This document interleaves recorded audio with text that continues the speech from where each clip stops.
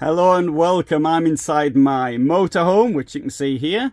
There you can see my YouTube channel. That's my main YouTube channel. I've got several, so I make videos about motorhomes, motorhome tourism, history, and sometimes other subjects as well.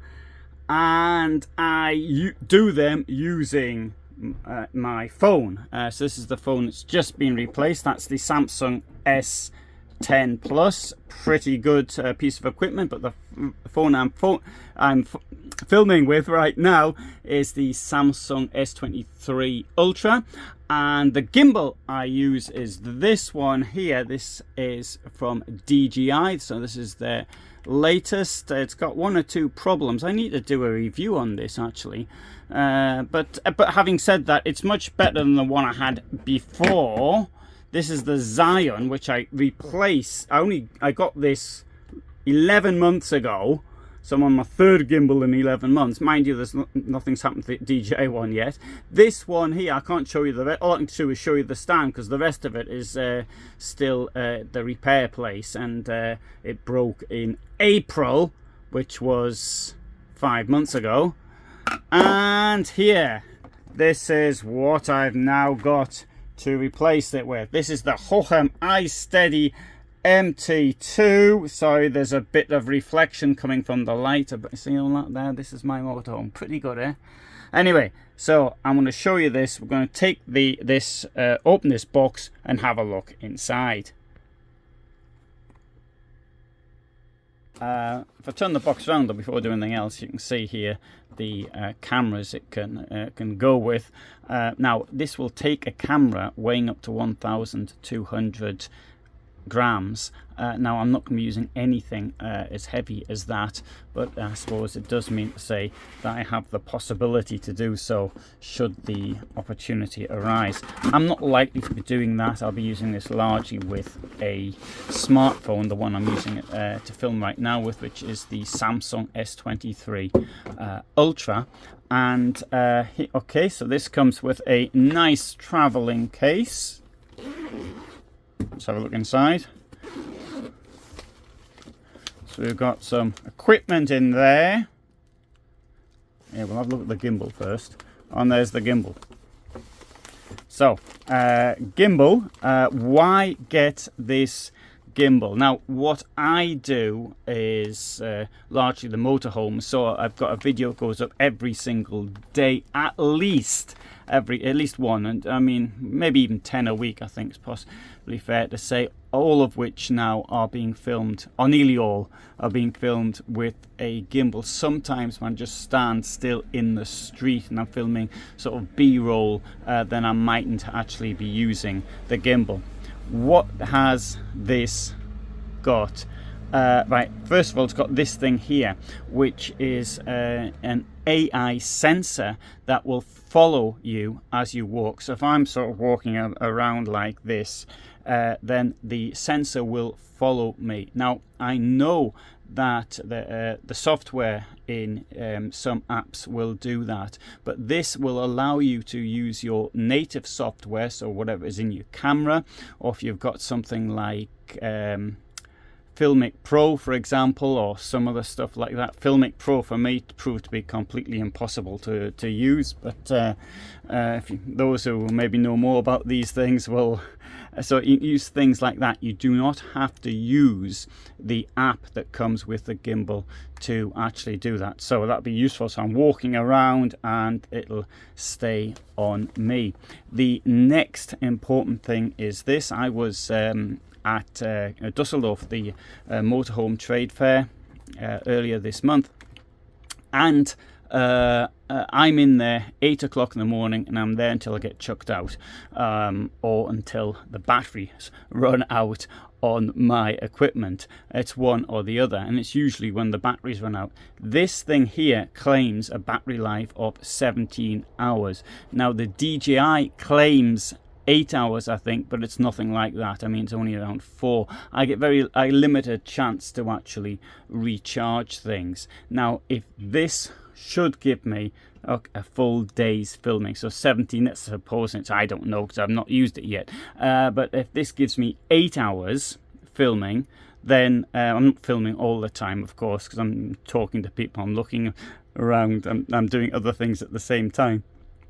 But that would be a big benefit. And another big benefit of this is, like the earlier DJIs, for example the DJI 3, I think it was, I was able to charge my mobile phone from the gimbal at the same time, which with the new DJI I can't do. But in all fairness, I think to point out one or two of the things that DJI has, it's got a thing you can actually pull out here to extend it, and there are those who say that the DJI is easier to carry, but this isn't my experience. The problem with the DJI 6 is that it turns itself on as soon as you unfold the arms, and that may be an advantage to some people. I can't honestly see how it's an advantage.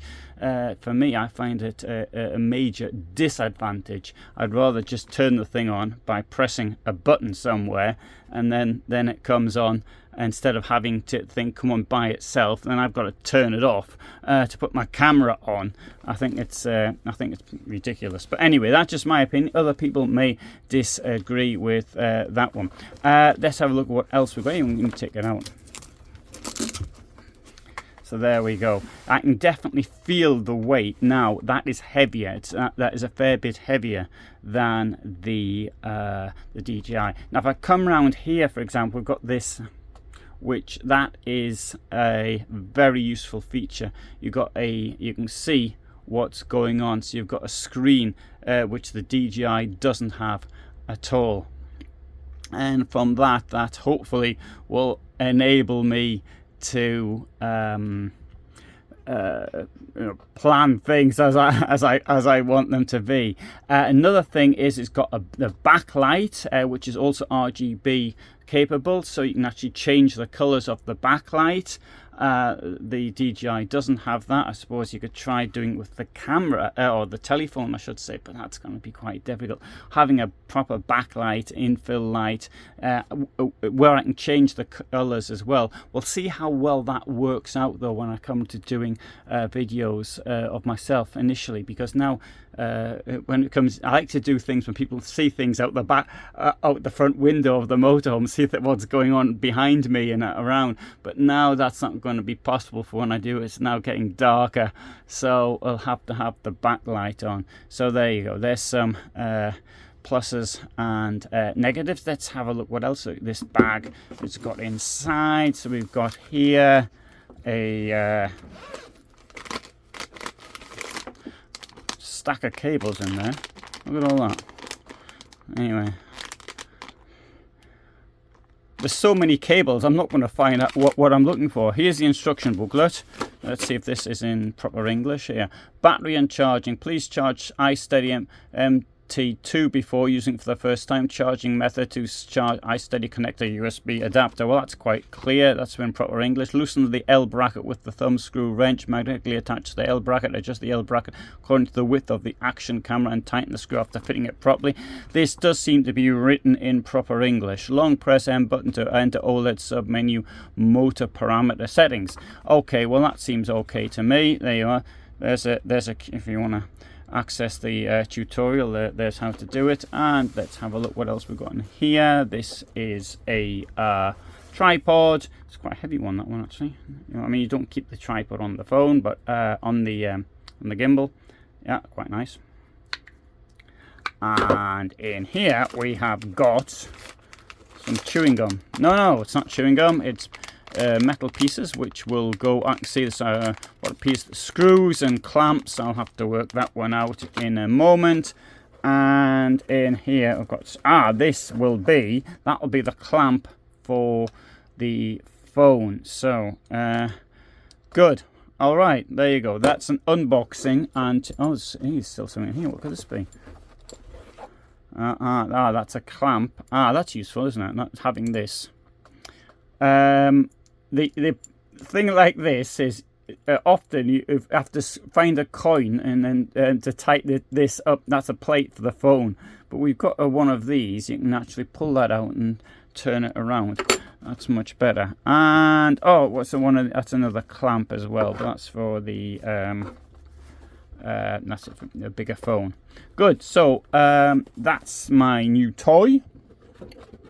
And there you go. I'll stick the box up there. I think I'll put a link in it below. I'm in no affiliate schemes or anything like that, so I won't get any cash.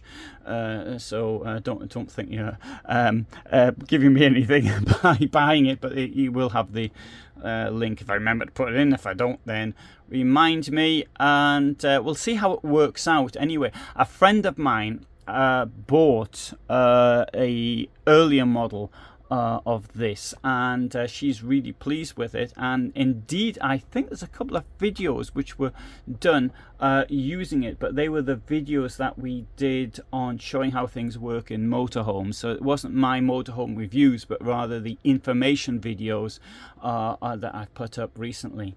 But anyway, for the moment, thanks so much for watching. This is a bit different from the normal sort of thing I do, but I think it is relevant for two reasons. One, it's relevant because of all the tourist videos that I do, and my encouragement for you to do as well, to visit places. So if you're doing some tourism, you might want to take a few home videos there. But above all, it's because you can see the videos which I make in motorhomes above all, and then you can say if you think that that's good or not. Another thing is, of course, the camera I'm now using, which is the Samsung S23 Ultra, which I've got to say that I haven't had it very long. I've only had it now for what, about 6 weeks or so, but I think it's absolutely amazing, and I think the quality of some of the things I filmed at Caravan Salon 2023 actually show that, and will be seen perhaps in some of the tourist type videos, which I haven't actually published yet, but when I get around to publishing them, and then I think you'll appreciate the difference. You know, I really wish I had something like this when I started putting videos up on YouTube. When I look at some of the things I did in, say, 15 years ago, the filming is awful, even though I think that the sound content, that's some of the ideas that I had, were pretty good. Anyway, never mind, I'm not going to moan about that now. Thanks for watching. Hope you found this interesting.